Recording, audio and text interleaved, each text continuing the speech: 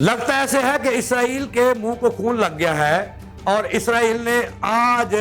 قطر پر ایک مرتبہ پھر حملہ کیا ہے اور فضائی حملہ کیا گیا ہے، جس سے کئی قطر کے جو باشندے ہیں، اور یہ بتایا جا رہا ہے کہ حماس کے کئی رہنما شہید ہو گئے ہیں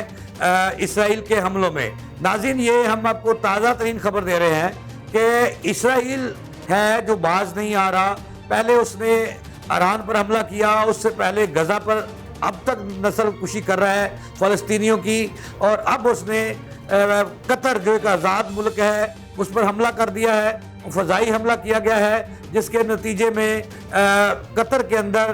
جو اس کا دارالحکومت ہے، اس کے جو ڈسٹرکٹ امبیسی ہے،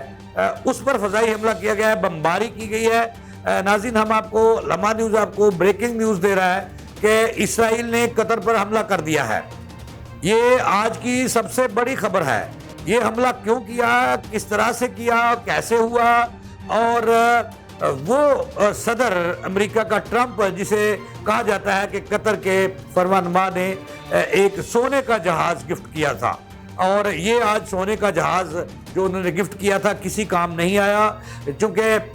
ٹرمپ کے بغل کے بچے اسرائیل نے قطر کو نشانہ بنایا ہے، فضائی حملہ کیا ہے، بمباری کی ہے۔ ناظرین، اس کی تفصیلات ہم آپ کو دے رہے ہیں۔ السلام علیکم، میں جاوید اقبال اور آپ دیکھ رہے ہیں یوٹیوب چینل لمحہ نیوز۔ ناظرین، خبر یہ ہے کہ اسرائیل جو ہے اس کو ایسے لگتا ہے جیسے اس کے منہ کو خون لگ گیا ہے اور وہ مسلمانوں کا دشمن ہو چکا ہے۔ باز نہیں آ رہا۔ پہلے جو ہے فلسطین کی وہ نست و نبود کرنے پہ اترا ہوا ہے اور فلسطینیوں کی ایسی تیسی پھیر رہا ہے وہ، اور وہاں پہ مسلمانوں کی نسل کشی کر رہا ہے، غزہ میں ظلم کے پہاڑ توڑ رہا ہے اور تمام مسلمان ملک خاموش ہیں۔ اور اس کے بعد اس نے ایران پر حملہ کیا، اور ایران کے آخرکار ایران نے جب جوابی حملہ کیا تو اس نے جناب والا اس کے پاؤں پڑ گیا، ٹرمپ کے پاؤں پڑ گیا، اور پھر جنگ بندی ہوگی۔ اور اب ہم آپ کو خبر دے رہے ہیں کہ ابھی خبر آئی ہے جس کی تصدیق عرب میڈیا کر رہا ہے، اور اس کے علاوہ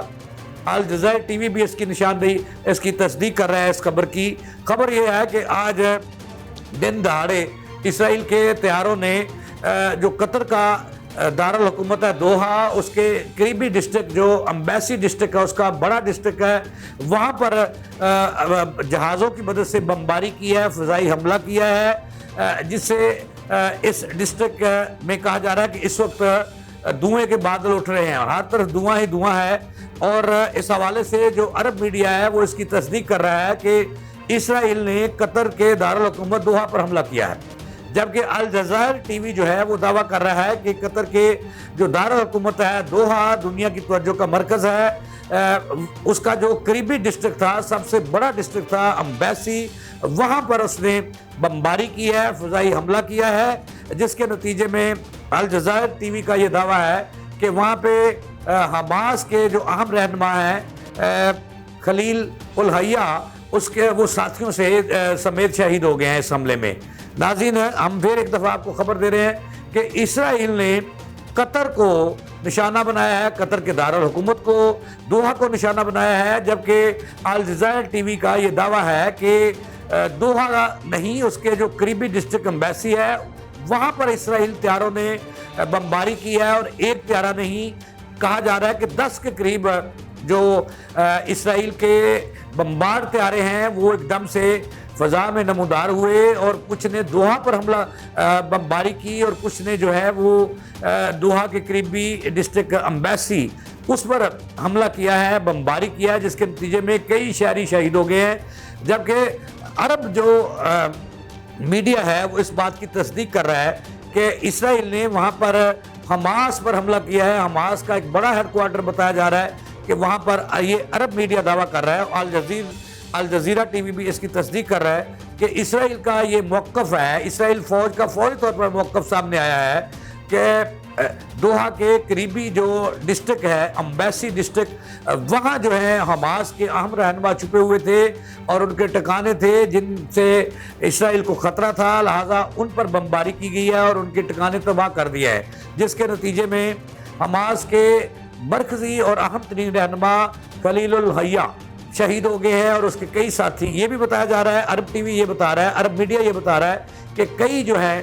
وہاں کے دہاتے جو شہری ہیں وہ بھی شہید ہوئے ہیں اور عمارتوں کو نقصان پہنچا ہے اسرائیل طیاروں کی بمباری سے. اب تو یہ خبر ہوئی. اب اس کی تھوڑی سی بیک گراؤنڈ میں آپ کو بتانا چاہتا ہوں کہ قطر کے جو فرمانما ہیں, جو شہزادے ہیں, جو وزیر اعظم ہیں, جو بادشاہ ہیں, انہوں نے پچھلے دنوں جب اس ایران پہ ابھی حملہ نہیں ہوا تھا اسرائیل کی طرف سے,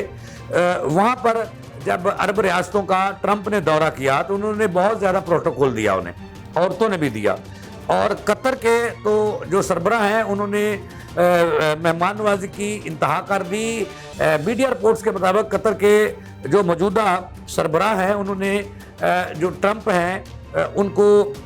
ایک سونے کا طیارہ بھی گفٹ کیا, اور اس حوالے سے یہ بھی کہ 1.2 ٹریلین ڈالرز کی سرمایہ کاری بھی امریکہ کے اندر جو ہے وہ بھی کرنے کا انہوں نے اعلان کیا, جس پہ آج کل کام ہو رہا تھا. لیکن سوچنے والی بات یہ ہے کہ آج ٹرمپ کہاں ہے؟ کیا اسرائیل جو ٹرمپ کا بغل گیر بچہ ہے اور اس کی گود میں پل بڑھ رہا ہے اور مسلمانوں کو ناقابل تلافی نقصان پہنچا رہا ہے, تو کیا اس کی رضامندی کے بغیر ہی وہ ملک قطر جس نے انہیں شاندار مہمان نوازی کی اور انہیں